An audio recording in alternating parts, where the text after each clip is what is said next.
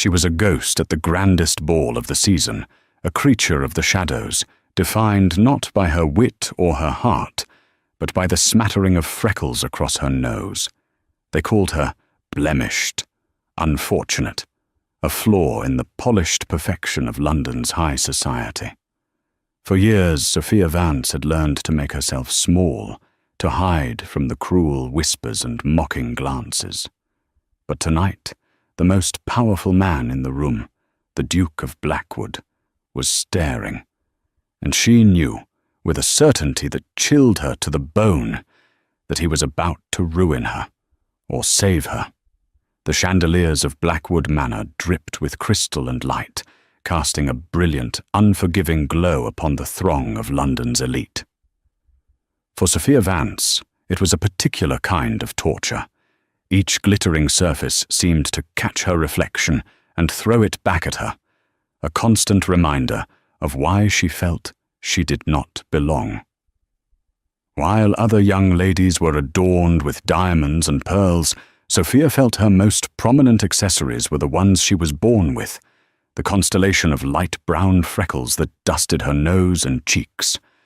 "Stand up straighter, Sophia," her mother, Mrs. Vance, hissed from behind her fan.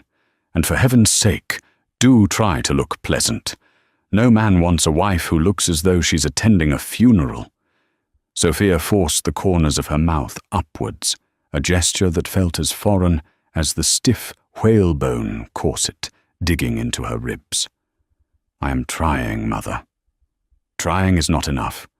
You must succeed," Mrs. Vance retorted, her eyes scanning the room with the predatory focus of a hawk searching for a suitable match for her daughter. It was Sophia's third season, and the prospects were looking as dim as a sputtering candle. The Vances were a respectable family, their wealth derived from sound investments in shipping, but they lacked a title. Their only true currency in this cutthroat market was a daughter's beauty and charm, and in her mother's eyes, Sophia was sorely lacking in the former. "Did you apply the extra layer of powder I gave you? I can still see." "Them." Sophia instinctively raised a gloved hand to her cheek. "Yes, Mother. Any more, and I shall look like a ghost." "Better a ghost than a speckled hen," her mother muttered, the casual cruelty of the words a familiar ache in Sophia's chest. It was a nickname she had been unable to shake since childhood, first whispered by jealous schoolgirls, and now, it seemed, adopted by the entire ton. The architects of her misery were, as usual, holding court near the grand staircase. Lady Isabel Finch, a diamond of the first water with porcelain skin and hair the colour of spun gold, stood surrounded by a circle of admirers. Her laughter, sharp and melodic, carried across the ballroom. As her cold blue eyes swept the room, they landed on Sophia, and a slow, malicious smile spread across her perfect lips.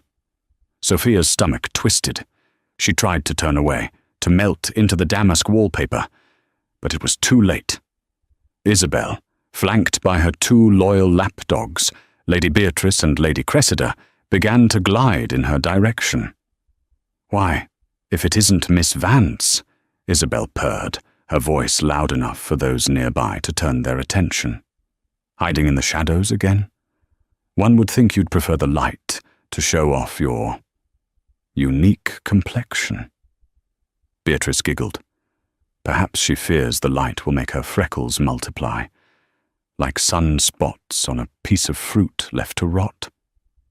A wave of heat washed over Sophia's face, a blush so fierce she was sure it made every single freckle stand out in stark relief.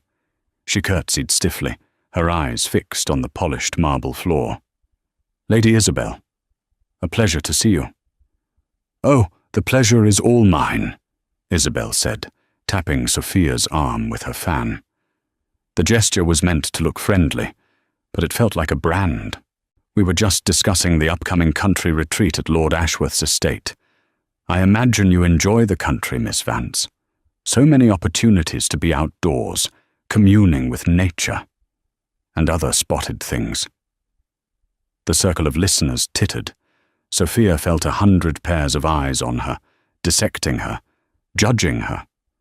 Her mother had drifted away, pretending not to know her own daughter in this moment of humiliation. It was a familiar tactic. Sophia was on her own.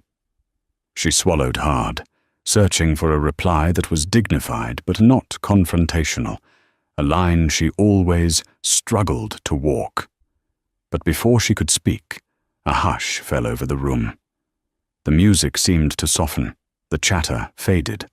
A footman at the grand entrance announced a name that sent a ripple of excitement through the assembly. His Grace, Alistair Beaumont, the Duke of Blackwood. Sophia risked a glance upwards. The man who entered was the owner of this very house, yet he moved with an air of detachment, as if he were a visitor in his own life. He was tall and broad-shouldered, with dark, unruly hair that defied the neat styling of the other gentlemen. His eyes, a deep, piercing grey, swept the room with an expression of profound boredom.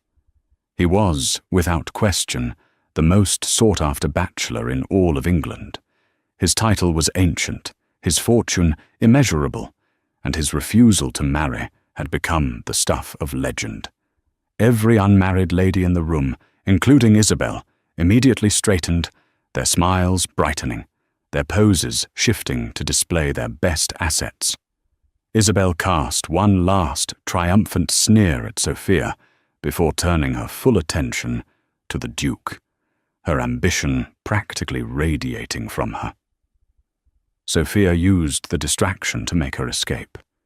She slipped through a side door that led to the library, a sanctuary of silence and shadows. The scent of old paper and leather was a balm to her frayed nerves. She ran a hand over the spines of the books, feeling the cool, solid weight of them beneath her fingers. Here, she was not the speckled hen. She was just Sophia.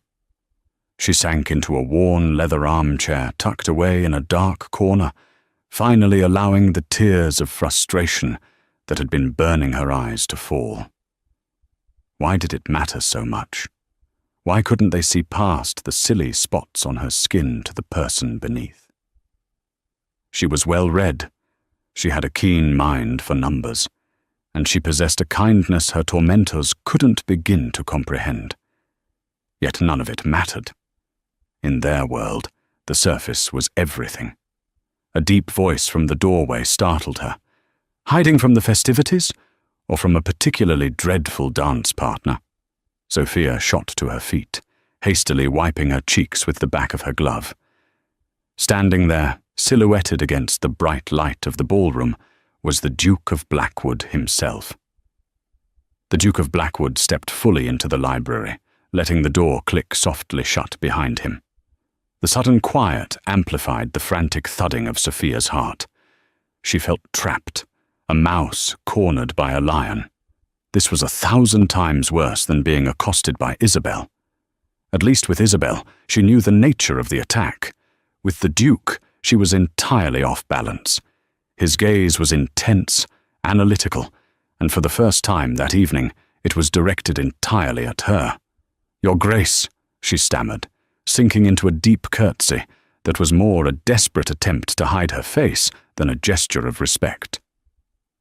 "Forgive my intrusion. I was just admiring your collection." Alistair Beaumont moved further into the room, his eyes scanning the shelves before they settled back on her. He had a glass of brandy in his hand, which he swirled gently, the amber liquid catching the low light. "An admirable collection, I'm told. My father was the bibliophile.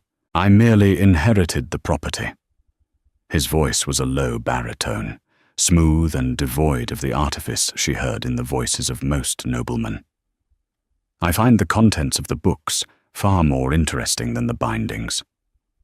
He stopped a few feet from her, close enough that she could smell the faint, clean scent of sandalwood and starch.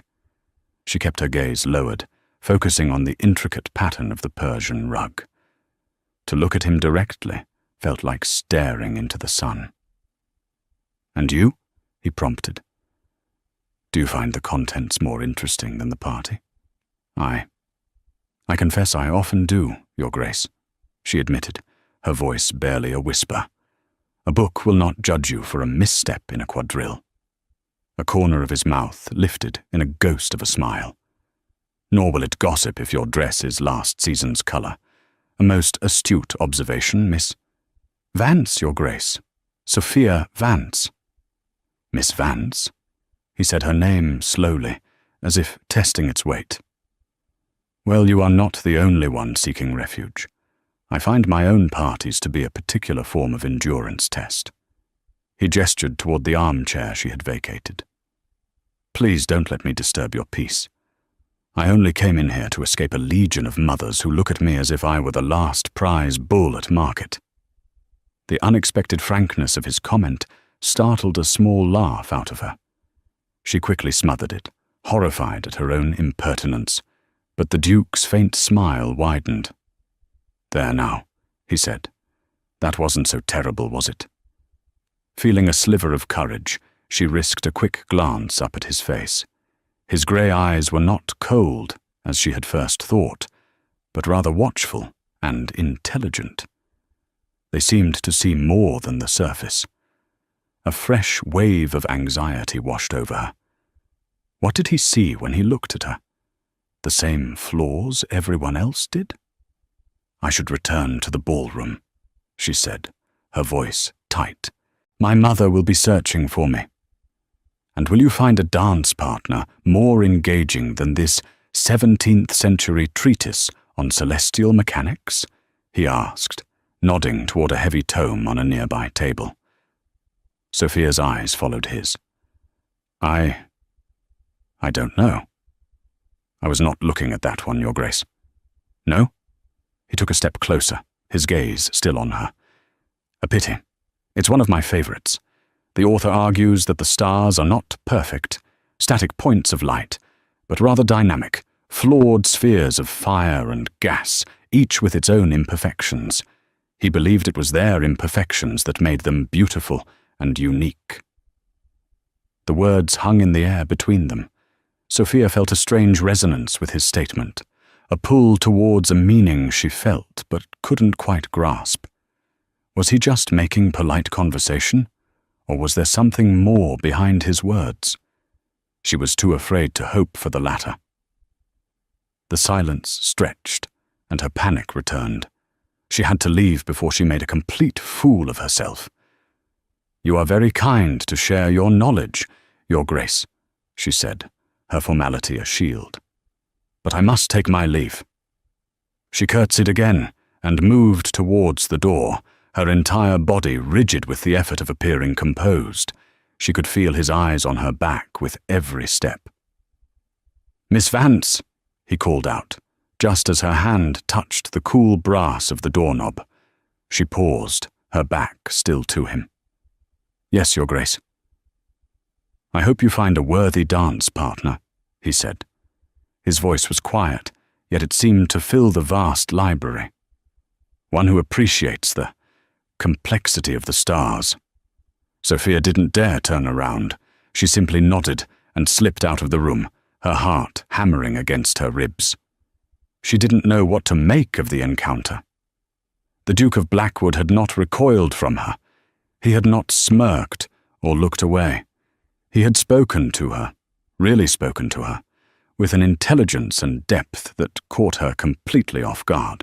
As she re-entered the cacophony of the ballroom, she saw Isabel holding court, a triumphant glint in her eye as she recounted some witty story. For the first time, the sight didn't fill Sophia with the usual dread. It was still painful, but it was overshadowed by the memory of a quiet room, a deep voice, and a strange conversation about the imperfect beauty of the stars. It was a fleeting, fragile feeling, but it felt a little like hope. The following week, the London season continued its relentless pace of teas, promenades, and evening soirees. Sophia's brief encounter with the Duke of Blackwood felt like a dream, a strange and vivid anomaly in the drab tapestry of her social life. He had not approached her again, and she had certainly not sought him out. She convinced herself that it had meant nothing, that he was simply a bored host making polite conversation with an overlooked guest. Yet the memory of his words lingered, imperfect, yet beautiful. The thought was a small, warm ember in the cold cavern of her insecurity. On a bright Tuesday afternoon, the fashionable world descended upon Hyde Park for the daily promenade. Carriages rolled along the Serpentine, ladies showed off their finest bonnets, and gentlemen on horseback exchanged pleasantries. Sophia walked beside her younger sister, Clara, a vivacious girl of 17, who had not yet had her spirit crushed by the brutal machinery of the marriage market. "You've been quiet all week, Sophia," Clara observed, her own face bright with the simple joy of being out in the sun. "Are you still thinking about that dreadful Isabel Finch?" "I am trying not to," Sophia said, adjusting the brim of her bonnet to cast her face further into shadow. The sun, as much as she loved its warmth, was her enemy, coaxing out new freckles as if planting a garden on her skin. "You should have seen her face when the Duke entered," Clara giggled. She looked like a cat that had not only found the cream, but intended to drown in it. Sophia managed a weak smile. The truth was, she was thinking of the Duke. His unexpected kindness in the library had been a momentary reprieve, but his subsequent silence had only reinforced her belief that she was, and always would be, invisible. As if summoned by their conversation, a stir went through the crowd. Hoofbeats slowed, and conversations paused.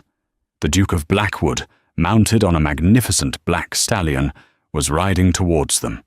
He was dressed not in formal evening wear, but in impeccably tailored riding clothes that emphasized his athletic build. He looked less like a duke and more like a hero from a romantic novel. He nodded curtly to the various people who greeted him, his expression unreadable, until his eyes found Sophia. A flicker of recognition crossed his face. Instead of riding on, he reined his horse to a stop directly in front of her and Clara. "Miss Vance," he said, his voice carrying easily in the open air. "And Miss—" "Clara Vance, Your Grace," Clara supplied, executing a perfect, enthusiastic curtsy. "It is an honor." "The honor is mine," the Duke replied, his gaze returning to Sophia. "I trust you are enjoying the fine weather." Sophia's heart began its familiar, frantic dance. She could feel the eyes of everyone on the promenade turning towards them. Whispers erupted like the rustling of leaves. Lady Isabel Finch, who had been strolling with a group of friends just a few yards away, stopped dead in her tracks, her face a mask of disbelief and fury. "It is a lovely day, Your Grace," Sophia managed to reply, her voice thin. Before the Duke could respond, Isabel saw her opportunity. With a saccharine smile plastered on her face, she swept over, her parasol held high. "Your Grace," she cooed, positioning herself between the Duke's horse and Sophia. "How wonderful to see you. I was hoping I might have a word. My father, the Earl of Danbury, was just speaking of you." Alistair's expression tightened ever so slightly. "Lady Isabel, your father is well, I trust?" "Very well," Isabel chirped. Then, with a calculated turn, she gestured towards Sophia. "We were just admiring the vibrant effects of the sun. It brings out such a rustic quality in some complexions. Don't you agree, Miss Vance? You must be very careful, or you'll be quite covered in blemishes by summer's end." The insult was as sharp as a shard of glass, and it was delivered in front of the one person whose opinion Sophia suddenly, desperately cared about. The heat rising in her cheeks was no longer just a blush. It was the fire of pure humiliation. She instinctively flinched, her head bowing as she tried to will the ground to swallow her whole. This was her nightmare realized, being publicly shamed for her greatest insecurity by her worst enemy in front of the most powerful man she knew. She avoided his gaze, certain she would see pity, or worse, distaste in his eyes. Clara gasped and took a protective step forward, but the Duke's voice cut through the tense silence, calm and clear. "I believe you are mistaken, Lady Isabel," he said. Isabel's smile faltered. "Your Grace?" Alistair dismounted from his horse in one fluid motion, handing the reins to a nearby groom. He walked to stand directly in front of the mortified Sophia, forcing her to look up. His grey eyes were fixed on her face, but there was no pity in them. There was only an unnerving intensity, a focus so complete it felt as if they were the only two people in the park. He gently, almost reverently, reached out and tipped her chin up with his finger, his touch sending a jolt through her entire body. His gaze swept over the bridge of her nose and her cheeks, the very features she so despised. Sophia held her breath, bracing for the final, killing blow of judgment. Instead, the Duke of Blackwood looked from her face to the stunned Lady Isabel, and then back again. When he spoke, his voice was soft, yet it carried with an authority that commanded the attention of everyone within earshot. "They are not blemishes," he said, his eyes locking with Sophia's. "They are not flaws." He paused, a small, genuine smile gracing his lips for the first time. "They're stars," he said simply, "a constellation scattered by a careless god." The Duke's words echoed in the stunned silence of Hyde Park. A constellation, not a flaw. The world seemed to tilt on its axis for Sophia. She stared up at him, speechless, feeling the warmth of his fingers still lingering on her chin. His grey eyes held hers, and in their depths she saw not a hint of mockery, only a quiet sincerity that stole her breath. Lady Isabel's face, which a moment before had been a mask of triumphant cruelty, had paled to a shade of chalky white. Her mouth opened and closed silently, like a fish gasping for air. To be so publicly and calmly contradicted by the Duke of Blackwood was a social rebuke of the highest order. The whispers that had been about Sophia's freckles now shifted, focusing on Isabel's shocked and furious expression. Without another glance at the fuming Isabel, Alistair offered his arm to Sophia. "Miss Vance, would you do me the honour of walking with me?" It was not a request. It was a declaration. Numbly, Sophia placed her hand on his offered arm. The fabric of his coat was fine wool, solid and warm beneath her trembling fingers. Clara, her eyes wide with a mixture of shock and delight, beamed at her sister before tactfully falling into step a respectful distance behind them. As they began to walk, a path seemed to clear before them. The cream of society parted like the Red Sea, their gazes a mixture of envy, curiosity, and disbelief. Sophia felt intensely self-conscious, but the Duke's presence beside her was a fortress. He seemed utterly oblivious to the stir they were causing, his attention focused solely on her. "I apologize if I overstepped, Miss Vance," he said in a low voice meant only for her. "But I have little patience for bullies." "You didn't overstep, Your Grace," she whispered, finding her voice at last. You were very kind." It was not kindness. It was the truth, he stated simply. "I have spent many nights staring at the heavens through a telescope. I know a star when I see one." The revelation that he was an astronomer, the man from the library who spoke of celestial mechanics, clicked into place. It wasn't just a clever line, it was a reflection of who he was. They walked in a comfortable silence for a few minutes, the rhythm of their steps falling into sync. Sophia found herself relaxing for the first time in what felt like years. The Duke did not press her with idle chatter, but seemed content to simply share the quiet moment. The very next day, a footman delivered a small, exquisitely wrapped package to the Vance household. Inside was a book, a brand-new edition of Galileo's Siderius Nuncius, the Starry Messenger. Tucked within the pages was a simple card bearing the Duke of Blackwood's seal. On it, he had written, "So you might see what I see." A.B. From that day forward, the Duke's intentions became unmistakable. He was not merely being kind, he was courting her. He began to call at the Vance residence, not for the brief, formal 15 minutes prescribed by etiquette, but for an hour or more, engaging Sophia in conversations about literature, philosophy, and the cosmos. He ignored Mrs. Vance's flutterings and fawning, his focus always respectfully on Sophia. He invited her and her family to view his private observatory at Blackwood Manor, a magnificent domed room at the highest point of the house. Under the vast, intricate machinery of his brass telescope, he showed her the rings of Saturn and the clustered jewels of the Pleiades. In the dark, with only the starlight to illuminate them, the world of the London Tun and its petty cruelties felt 1,000,000 miles away. Their connection deepened with every meeting. Sophia found that beneath his reserved, ducal exterior, Alistair was a man of profound thought and quiet passion. He was fascinated by her mind, her quick wit, and the insights she offered. In turn, she discovered a strength within herself she never knew she possessed.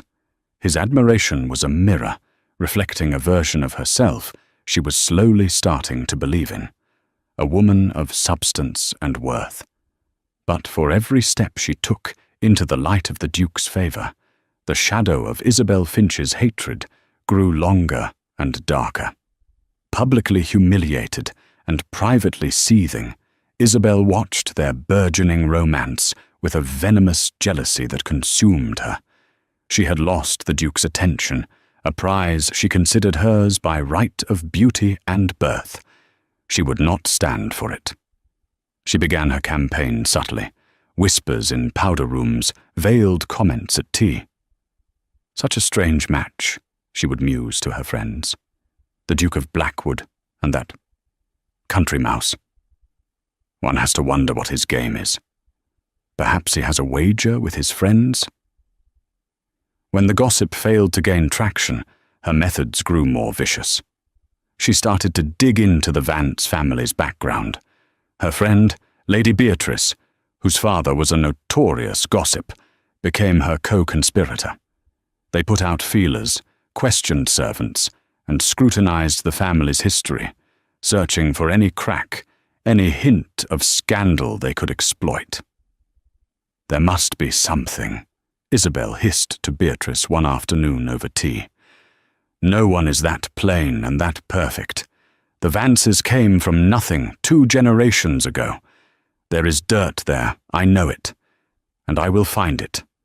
I will prove to the Duke that his precious star is nothing but a lump of common coal." Isabel's obsession was no longer just about winning the Duke. It was about destroying Sophia. She needed to tear down the woman who had, with no apparent effort, claimed the heart of the man Isabel had marked for her own. And she was patient. She knew the perfect scandal, once found, had to be deployed with surgical precision to inflict the maximum possible damage. The autumn air grew crisp, and the London season began its slow wind-down, with the remaining elite planning their retreats to the country. The courtship between the Duke and Sophia had become the undisputed topic of conversation. Alistair was devoted, his attentions so open and sincere that even the most cynical gossips were beginning to see it as a genuine love match. Sophia, blossoming under his affection, walked with a new confidence, her head held high. The freckles were still there, of course, but she no longer saw them as a curse. They were simply a part of her, the woman the Duke of Blackwood loved. Isabel Finch, however, had not been idle. Her relentless digging had finally yielded a weapon. It was small, circumstantial, but in the hands of a skilled manipulator, it was more than enough. The Vances had a distant cousin, a young man named Thomas Galloway. He was the son of Sophia's mother's late sister, a woman who had married poorly and fallen into poverty. Thomas was a talented artist, but had no means of his own. Secretly, and against her mother's wishes, Sophia had been corresponding with him for years, occasionally sending him small sums of money from her own allowance to help him buy supplies. Her father knew and approved, admiring her compassionate heart, but her mother feared any association with their poor relations. Their meetings were always discreet, usually in a quiet bookshop in a less fashionable part of town, so as not to cause any gossip or embarrass her mother. It was this secrecy that Isabel, through a bribed former maid of the Vances, discovered. The twist of the knife was the nature of their correspondence. Sophia, encouraging her cousin's artistic dreams, often wrote with effusive, familial affection. She signed her letters, "With all my love, your devoted Sophia." To an outsider, without context, the letters could easily be misconstrued as romantic. Isabel had her plan.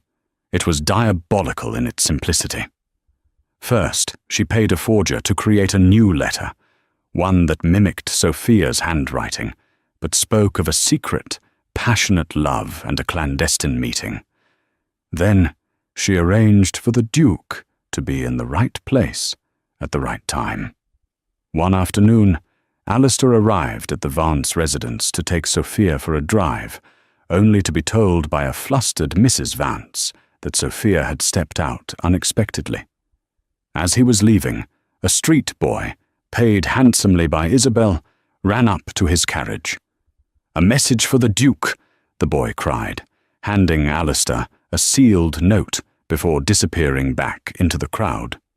The note was not from Isabel. It was from a concerned friend, written in an elegant, anonymous hand. "Your Grace," it read, "if you value your honor, you should know that the woman you are courting is not what she seems. She plays you for a fool. If you doubt me, go to Hatchard's bookshop on Piccadilly this very moment. You will see for yourself." Alistair's first instinct was to dismiss it as malicious gossip. But a seed of unease had been planted. Why had Sophia left so suddenly without a word? It was unlike her. Against his better judgment, his concern warring with his trust, he directed his driver to Piccadilly. He arrived and positioned himself across the street, feeling like a common spy. Minutes later, he saw Sophia arrive, looking over her shoulder as if to ensure she wasn't being followed. Her behavior, so furtive and anxious, struck a discordant note. A young man with paint-stained fingers and clothes that were clean but well-worn met her at the door. He was handsome in a rough, artistic way. Sophia smiled at him, a warm, intimate smile that Alistair had come to believe was reserved only for him. She handed the man, Thomas, a small, heavy purse. He took it, and then, in a gesture of profound gratitude, he took both of her hands in his and kissed them. From Alistair's vantage point across the street, the gesture looked deeply personal, deeply affectionate. They spoke for a few more minutes before disappearing inside the bookshop together. The image burned itself into Alistair's mind. The anonymous note, Sophia's secrecy, the handsome young man of a lower station, the purse of money, the intimate gesture, Isabel's earlier whispers about Sophia's family coming from nothing, suddenly echoed in his head. Was it possible? Had he been so blinded by his affection that he had failed to see a deception being played out right in front of him? Doubt, a cold and venomous serpent, coiled in his gut. His trust, which he gave so rarely, felt the first sharp sting of betrayal. He did not go into the bookshop. He did not confront her. Instead, consumed by a storm of confusion and hurt, he simply ordered his driver to take him home. Later that evening, the forged letter arrived at his manor, delivered by another anonymous messenger. He recognized Sophia's handwriting instantly. "My dearest T," it began, "I have secured the funds as promised. The Duke suspects nothing. He is a kind man, but dreadfully naive. Soon we shall have enough, and we can be together, away from all this. Just a little more patience, my love. Meet me at our usual place. With all my love, your devoted Sophia." Reading the words in her familiar script was like a physical blow. The visual proof from the bookshop, combined with this damning letter, shattered his faith. The man who analyzed the stars with cool logic was now lost in a fog of emotion. He felt like a fool. He had championed her, defended her, offered her his heart, and it seemed she had been laughing at him all along, using him for his money. The pain was sharp, and it quickly curdled into a cold, protective anger.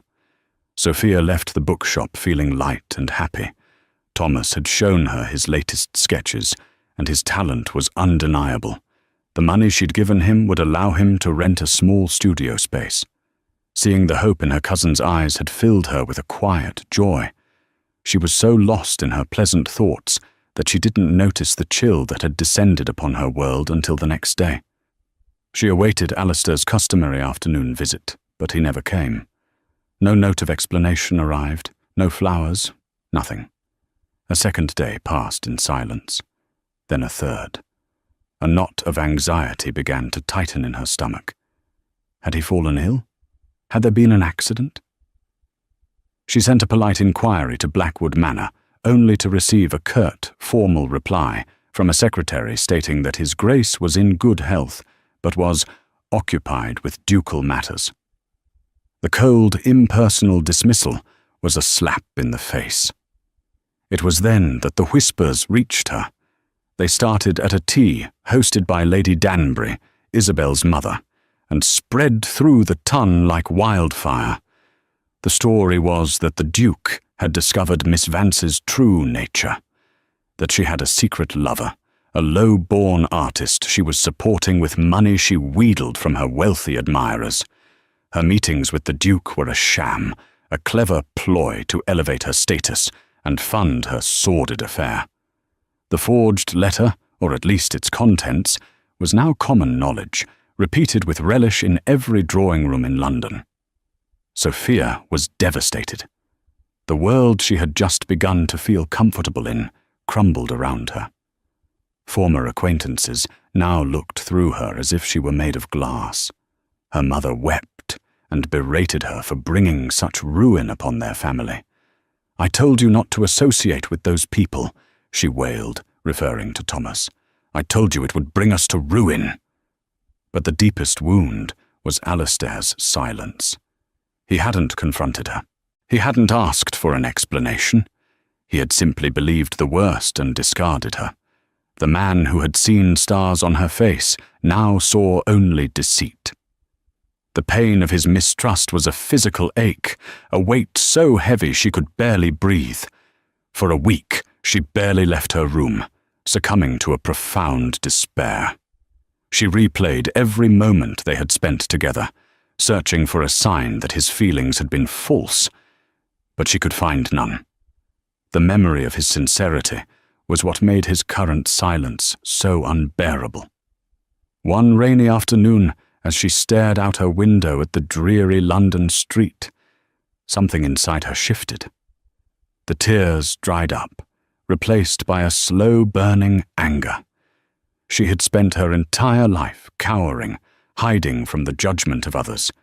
She had allowed Isabel's taunts to define her. Then she had allowed Alistair's admiration to redefine her. She was tired of being a reflection in someone else's mirror. She was Sophia Vance, and she knew the truth. If no one else would stand up for her, she would have to stand up for herself. Her resolve hardened into steel. She sat at her writing desk, her posture straight and her hand steady. She would not write a letter begging Alistair for an audience or pleading her innocence. He had had his chance to trust her, and he had failed. Instead, she wrote a different kind of letter. It was a letter of farewell, but it was not the letter of a victim. Your Grace, it has come to my attention that my character has been most cruelly and publicly maligned. It has also become painfully clear that you have chosen to give credence to these vicious rumors without affording me the common courtesy of a question. I will not trouble you with the truth. The truth is a quiet thing, and it seems you prefer the loud clamor of gossip. The man I thought I knew was a student of the stars, one who understood that true light often travels a great distance to be seen, and can be easily obscured by clouds of falsehood. I see now that I was mistaken. I will not be a pawn in your society's games any longer. I am returning to my family's home in the country. I prefer the honest soil and the clear night sky to the polluted air of London and its fickle inhabitants. I return to you the book you so kindly gave me. Perhaps its next reader will better appreciate its lessons on looking closer to discern the truth. Sophia Vance. She sealed the letter and packaged it with the copy of Siderius Nuncius. She gave it to her father's most trusted footman, with instructions to deliver it directly into the Duke of Blackwood's hands. As the footman departed, Sophia felt a profound sense of release. She had lost the Duke, she had lost her reputation, but in the wreckage she had found something far more valuable: her own unbreakable self-respect. She would leave London with her head held high, not as a disgraced woman fleeing scandal, but as someone who refused to let lies have the final word. Alistair sat in his library, the same room where he had first truly spoken to Sophia, surrounded by a silence that felt heavy and suffocating.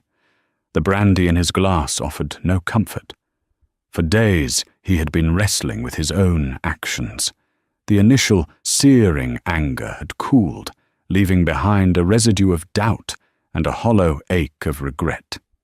He kept seeing her face in his mind, not the furtive woman outside the bookshop, but the intelligent, earnest woman who had debated philosophy with him, the one who had blushed when he'd called her Freckles stars.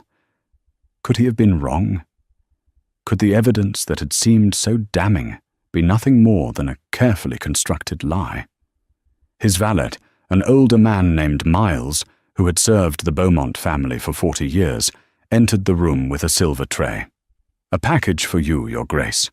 Delivered by the Vance's man," Miles said, his tone carefully neutral, though Alistair could detect a hint of disapproval in his eyes. Miles had liked Sophia. Alistair took the package. He recognized the shape of the book instantly. A cold dread washed over him as he broke the seal on the accompanying letter. He read Sophia's words, each one a perfectly aimed dart at his conscience. "The truth is a quiet thing, and it seems you prefer the loud clamor of gossip." Her dignified fury, her profound disappointment. It was all there, written in the elegant script he had once admired and later cursed. There was no pleading, no denial, only the cold, hard statement of his failure. He had judged her. He, who prided himself on his logic and perception, had been played for a fool, not by her, but by the very gossip and malice he so disdained. The forged letter, her secret meeting, it was all part of a web, and he had walked right into it. The book fell from his lap, landing open on the floor. His eyes fell upon Galileo's drawings of the moon, a celestial body once thought to be a perfect sphere, revealed to be cratered and imperfect, its beauty residing in its rugged truth. Shame washed over him, hot and sharp. He had behaved no better than Isabel Finch. He had let his pride and his fear of being deceived override everything he knew to be true about Sophia's character. "Miles," he said, his voice raw. "Find me the best private investigator in London. I don't care what it costs. I want to know everything about Lady Isabel Finch's activities for the past month. I want to know who she's met with, who she's paid, every whisper, every secret. And I want to know the identity of the young man Miss Vance met at Hatchard's bookshop." His despair transformed into a cold, focused rage. He would not just clear Sophia's name, he would obliterate the lies that had been used to harm her. For the next few days, Alistair barely slept. His investigator, a shrewd man named Mr. Davies, worked quickly and efficiently. The threads of Isabel's plot began to unravel with astonishing speed. The street boy who had delivered the anonymous note was found, and, when faced with the Duke's authority, confessed he'd been paid 2 shillings by a woman in a veiled hat who matched Lady Beatrice's description. The forger was tracked down in a seedy print shop, and under pressure, he admitted to being commissioned by an agent of Lady Isabel to copy Miss Vance's handwriting. The bribed former maid was located and confessed everything she had told Isabel about Sophia's secret. The final piece of the puzzle was the artist, Thomas Galloway. He was easily found, and he spoke openly of his cousin Sophia's kindness and secret generosity, expressing his deep dismay that her charity had been twisted into something so ugly. He showed Mr. Davies the letters she had written him over the years, full of familial love and encouragement. The truth, as Sophia had written, was indeed a quiet thing, and now it was screaming in Alistair's ears. The full scope of Isabel's malicious, calculated deception was laid bare. He felt a wave of self-loathing so intense it almost buckled him. He had caused the woman he loved unimaginable pain because he had been too proud and too quick to believe a lie. An apology would not be enough. Words were insufficient. He needed to make a statement so grand, so public, that no one would ever dare to question Sophia's honor again. And he knew just the place to do it. The annual Blackwood Masquerade Ball, the pinnacle of the social season, was in 2 days. It was an event the entire ton attended, a place of masks and secrets. This year, it would be a place of revelations. He would use the very stage of society that had condemned her to orchestrate her complete and total vindication. He sent a special invitation to the Vance family, who were preparing to depart for the country, with a personal, handwritten plea to Sophia on the back. "Please, grant me one last chance to prove I am the man you thought I was." The night of the Blackwood Masquerade Ball was a riot of colour, music, and intrigue. Behind masks of velvet, silk, and feathers, the elite of London society felt free to indulge in gossip and speculation. The primary topic of the evening was, of course, the dramatic fallout between the Duke and his freckled country mouse. Lady Isabel Finch, dressed as a regal snow queen in glittering white and diamonds, held court near the fountain, accepting the fawning compliments of her circle. Her victory felt complete. Sophia Vance was ruined and would soon be gone from London entirely. A hush fell over the crowd when the Vance family was announced. Mrs. Vance looked terrified, Mr. Vance looked resolute, and Clara looked defiant. But all eyes were on Sophia. She had not come as a wilting flower or a tragic heroine. Her costume was that of Artemis, the goddess of the hunt and the moon. Her gown was simple, elegant silver, and her hair was woven with small silver stars. She wore a small silver mask that covered only her eyes, leaving the sprinkle of freckles on her nose and cheeks defiantly on display. She did not shrink from the stares. She met them, her chin held high, her back straight. She had not come for Alistair. She had come for herself, to walk through the fire one last time and emerge on her own terms. Alistair watched her from the balcony overlooking the ballroom, his heart aching. She was magnificent. He wore the simple black mask and domino of a Venetian gentleman, but he knew she would recognize him. He descended the staircase, his eyes never leaving her. As he approached, the crowd parted, sensing a confrontation.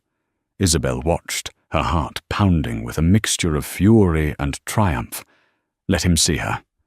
Let him see the disgraced woman he nearly tied himself to. Sophia tensed as Alistair stopped before her. "Miss Vance," he said, his voice full of a regret so profound it was almost tangible. "Thank you for coming." "I didn't come for you, Your Grace," she said, her voice cool and steady. "I came to show this city and myself that I am not broken by lies." "I know," he said softly, "and I have come to ensure the truth is finally heard." Before she could react, he turned to face the assembled crowd and raised his hand.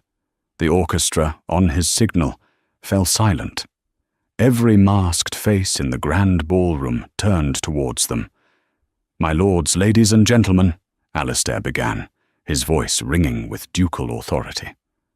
"I thank you for attending my ball. For the past few weeks, you have all been entertained by a cruel and vicious story concerning the character of Miss Sophia Vance." A collective gasp went through the room. Isabel's smile froze on her face. "I stand before you tonight to tell you that this story was not just gossip. It was a calculated, malicious lie, designed to ruin an innocent woman. And I, to my eternal shame, was foolish enough to believe it." He proceeded, with cold, methodical precision, to lay out the entire plot. He spoke of the paid street boy, the anonymous notes, the bribed maid, and the forged letter. He produced a sworn, signed confession from the forger, which his solicitor, standing nearby, presented for any to see. Finally, he introduced Thomas Galloway, Sophia's cousin, who stood nervously but proudly near the entrance. "This is Mr. Thomas Galloway," Alistair announced, "a brilliant artist and Miss Vance's cousin. Her secret meetings were acts of charity and familial love to help him pursue his dream, an act of kindness that was twisted into a weapon against her." He then turned his gaze, now like chips of ice, directly onto the Snow Queen. This entire fabrication was orchestrated by one person, motivated by a jealousy so corrosive it sought to destroy another's happiness. Lady Isabel Finch. Isabel let out a choked cry as hundreds of eyes swiveled to her. Her mask could not hide the blood draining from her face. Her friends, Beatrice and Cressida, took several steps away from her as if she were diseased. "You have no proof!" she shrieked, her voice shrill. "I have every proof," Alistair countered, his voice dangerously low. "The forger's confession, the maid's testimony, bank records of your withdrawals. Shall I continue, or have you disgraced your family's name enough for one evening?" Her father, the Earl of Danbury, pushed through the crowd, his face purple with rage. He grabbed his daughter's arm and, without a word, dragged her from the ballroom, her social ruin absolute and complete. In the stunning silence that followed, Alistair turned back to Sophia. In front of the entire ton, he removed his mask and went down on one knee. He looked up at her, his soul bared in his eyes. "Sophia Vance, I failed you. I broke your trust, and I caused you unimaginable pain. I don't deserve your forgiveness, but I will spend the rest of my life trying to earn it. I fell in love with your intelligence, your kindness, and your strength. I fell in love with the woman who hides her compassion from a world that doesn't deserve it." He gently took her hand. "The world was wrong about you, and I was a fool for listening to it instead of my own heart. Your freckles are not flaws. They are stars, and I would be the luckiest man in the world if you would allow me to navigate my life by them." He looked at her, his hope and his heart in his eyes. "Sophia, Will you marry me?" Tears she had refused to shed in her despair now fell freely in her moment of vindication. But they were tears of joy. In his grand gesture, he had not just restored her honor. He had humbled himself, admitting his own flaws before the world. He had seen the truth, and he had made sure everyone else did too. A slow smile spread across her face, a genuine, radiant smile that made every star on her face seem to shine. "Yes," she whispered, her voice thick with emotion. "Yes, Alistair, I will." Sophia's journey teaches us that the things society might label as flaws are often the very constellations that make us unique and beautiful. She was mocked for her freckles, but it was those very imperfections that first caught the eye of a man who looked deeper than the surface. Her story is a powerful reminder that true worth lies not in conforming to shallow expectations, but in embracing our own inner strength and character. She faced public humiliation and the devastating betrayal of the man she loved, yet she found her resolve not in his approval, but within herself. In the end, it was her unwavering dignity that brought him back, not as a savior, but as a partner who had learned to see the truth. Her triumph wasn't just in winning the Duke's hand, but in claiming her own happiness and self-worth. Thank you for listening to this story. If Sophia's journey from overlooked wallflower to triumphant Duchess resonated with you, please show your support. Hit that like button. Share this video with someone who might need a reminder of their own worth. And don't forget to subscribe to our channel for more stories of justice, love, and the underdog's ultimate victory. Your support helps us continue to bring these tales to life. Until next time, remember to look for the stars.